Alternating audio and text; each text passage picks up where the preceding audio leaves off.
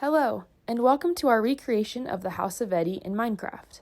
This project was done by myself, Jenny Thorpe, alongside Benjamin Hood, Kelsey Remington, Cameron Brown, and Nicholas Levitt. The House of Vettii is a doma-styled house found back in ancient Rome. We chose to do the House of Vettii because it was a very popular and well-known home built in this style. These homes were built for entertaining and were usually only lived in by those in a higher class socially. We hope you enjoy your virtual tour of the House of Vettii. Here you can see an overview on what the House of Vettii may have looked like. The architecture was complex yet very simple. There weren't many materials used in the structure of the building itself. However, the few amount of materials still allowed for the strong structure you can see here. Today, we use a lot more materials in our buildings. As you can see while going around the building, doma-styled homes did not have many windows. This was for multiple reasons. One specifically is for added safety. Without windows, there would be no worry for intrusion from individuals unknown. The many holes in the ceiling that provided great skylight made up for this missing feature in the homes. Now let's take a look inside and get started on our tour. Entering the house, you are immediately met with the art that makes this house so famous. Paintings adorn the walls of the entrance and are believed to be some of the oldest in the house. The first room we enter is the front hall, one of the largest areas in the house. This room acts as the main hub, branching out to the rest of the house. In the center of this hall is the impulva, set to catch the rainwater that comes from the hole in the ceiling. The water that's collected here would then run off into a tank and be stored for later use.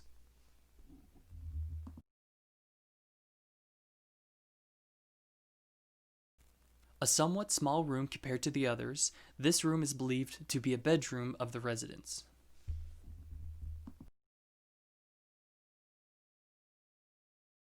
This room is determined to be an oecus, which has a few different meanings. One interpretation is that it could have been a dining room or a sitting room where the residents of the house ate or entertained their guests.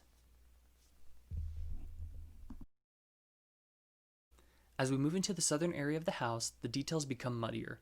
This area, as well as the peristyle, are going through constant construction and restoration after this house and many others in the Pompeii area were damaged by American and British bombers in World War II. These rooms are believed to have been used as stables for horses, and they would have been taken in and out of the side entrance of the house.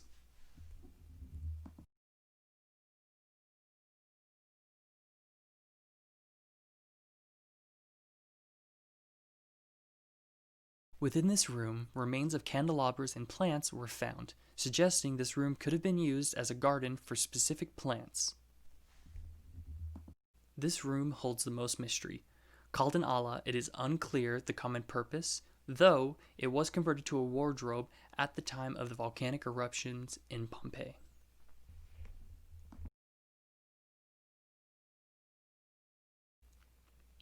This room also shows signs of possibly being used as a bedroom by the residents.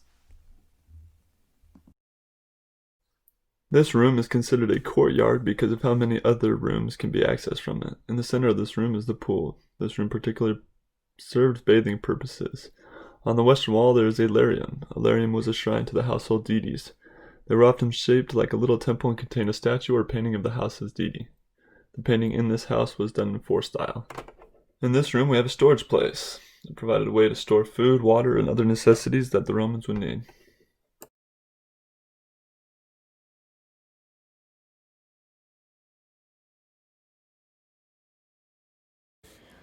As we now walk over this way, you will see that there is another area for storage.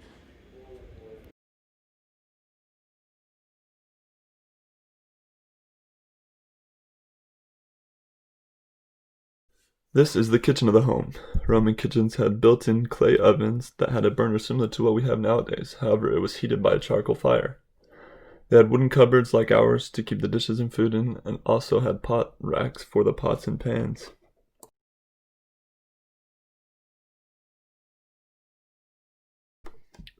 This room is one of the smaller rooms of the house. Little remains have been found in this room, and its exact function are still unknown. We decided to make it the dining room. which is a place where Romans could eat dinner, enjoy others' companies, and recline on couches.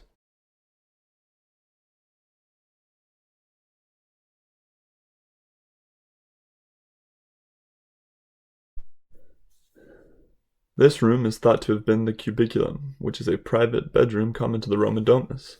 The room is occupied by a high-status family and differs from a normal bedroom, which is usually used only for sleeping. Instead, the cubiculum functioned as a place for sleep, sex, business, and private meetings.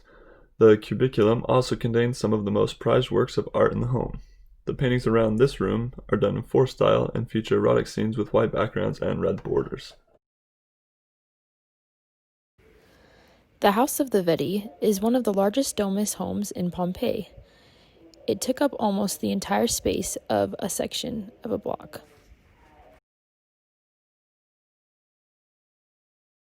Another room believed to have been a bedroom that shows many similarities as other bedrooms that we have seen.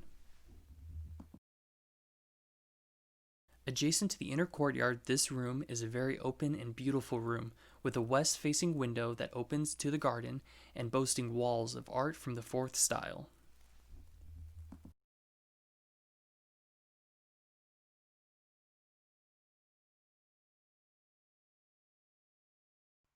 Up next is the northeast exedra.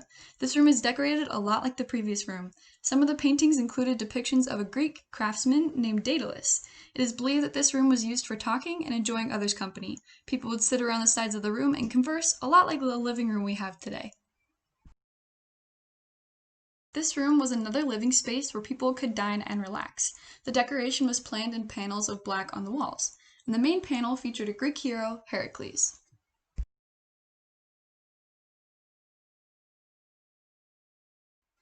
It has been interpreted that this room was known as a burial chamber, or a cubiculum. The same style of paintings were used in decorating the walls through making use of reds and yellows surrounded by borders and pictures of cupids. This room was a small garden to the north of the courtyard. Small holes in the ceiling were created to let sunlight in for the plants that were featured in this room. It also believed that there was another small type of atrium collecting water for the plants that were not inside the courtyard. And of course, lots of decoration was used on the walls. This is the room that is called the Room of Cupids. In general, the room is decorated by red panels separated by black columns. A variety of figures line the walls that were painted on plaster, including many pictures of cupids. Unfortunately, a lot of the paintings were explicit, so we did the best we could in this interactive tool. On a strip below the panels, there are many cupids depicted carrying out daily activities. Some are also participating in common leisure activities. Quite fascinating is a series of scenes where cupids were going about the process of making oil. We believe that this room could have been used for dining or as a sitting room.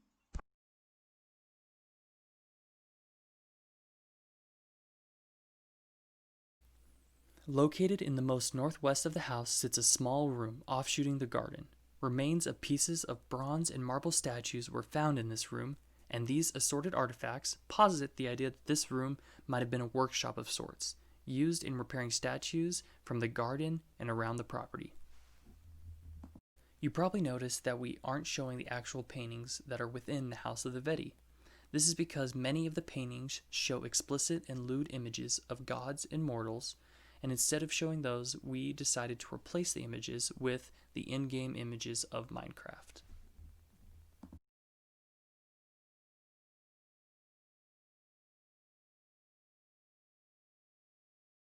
These rooms can be found along the eastern wall of the garden, decorated in the fourth style. These rooms were possibly used as another okis for entertaining guests. Within these rooms were found remains, possibly of a triclinium.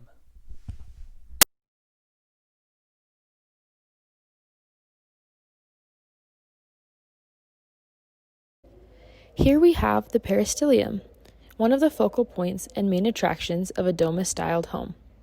People love to spend their time in the peristylium. Another cool feature of this factor of the house brings us back to what was talked about earlier with safety.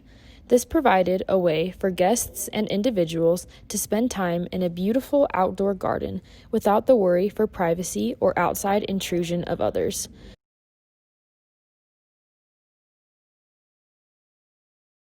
The peristylium usually had lots of flowers and shrubs, as well as statues and beautiful fountains.